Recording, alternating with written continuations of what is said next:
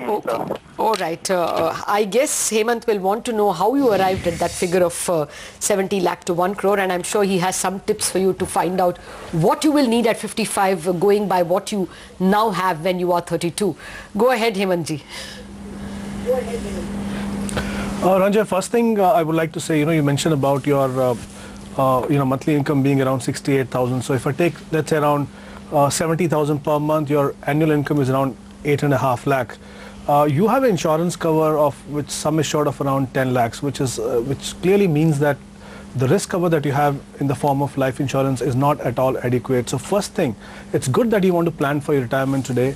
You have time on your side, which is the perfect way of starting the investment process. But you must ensure that you have taken care of all the risks that you have in life. For example, life insurance. I think what you need to do is go for a term plan, and as per the thumb rule, it should be around 10 times of your annual income. So I think there is a huge shortfall in terms of the sum assured that you have currently. So go for a term plan, and also make sure that you have adequate health insurance for yourself and your dependent, and also create an emergency reserve, which generally should be equivalent to 6 months of your month expenses. So like I said, before you start your long-term process, must ensure that all these three things are in place. As far as your retirement goal is concerned, if you're looking at creating a corpus of let's say 80 lakhs, basically what you need to do the right way is to first set a time horizon as to, okay, if you have another 20-25 years to go for your retirement. The second thing is, you need to look at basically how much you would need at the time of retirement in today's cost, and then consider inflation, and then see how much it would be. Let's say if you look at 6 or 7% in inflation. So assuming that you need 1 crore after let's say 20 years, if I assume a return of let's say around 12%, you would need to invest around 12,000 rupees. So if you invest 12,000 rupees per month in equity oriented fund, then you can achieve your goals of achieving a corpus of 1 crore. Right. Would you want to advise something in terms of names of funds, Hemant? Yeah, because we're talking about 20 years here, I think. Okay, Hemant, hold on. Ranjay has a counter question. Go ahead, Ranjay. That means I should invest in which brand, sir? Okay. I'm totally confused where I should invest 12,000 per month. Yes, Ranjay, I will tell you. Since suppose you have a time horizon of 20 years.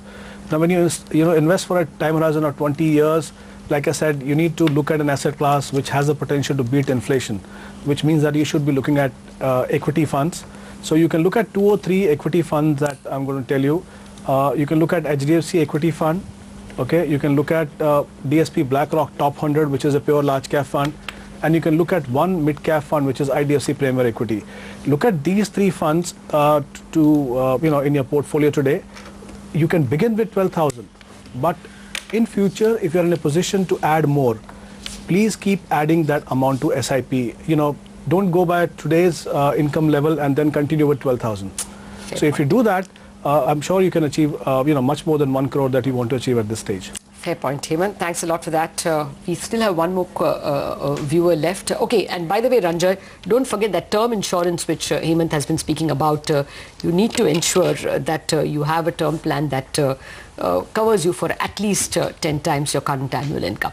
Let's take a break. We have another, we have more viewers joining us with their personal finance questions. We're back in a minute. All right, the finance minister too is baffled with the IIP number.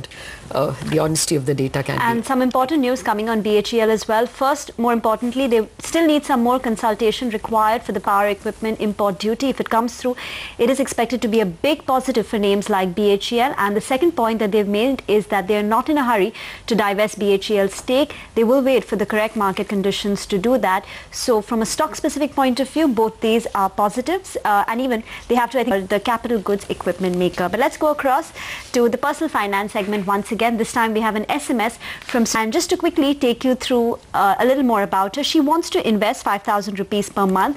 She's 26 years of age and her goal is 30 lakhs at the end of 10 years.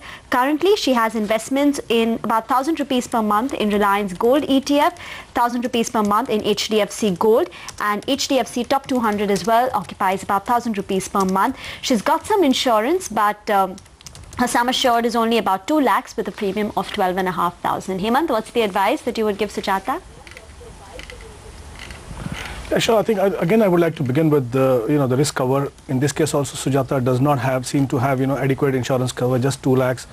As I mentioned in the replying to the earlier query, there should be around 10 times of one's annual income. I think she needs to look at that aspect, and also other 2 aspects that need to be looked at. One is clearly the health insurance and creating an emergency reserve. As far as the existing investments are concerned, there are 3 funds where she's investing money right now, and 2 of them are gold fund, which means that 2/3 of the existing money is going into gold. I think investing such a high proportion of investment in gold, I don't think is advisable. At best, you can have 10 to 15% of your portfolio in gold. Yes, unless and until somebody has a specific objective in mind that you're want to have so much gold for child education, about marriage or something, then it's fine. But otherwise, it should be more than 20-25% even in that case.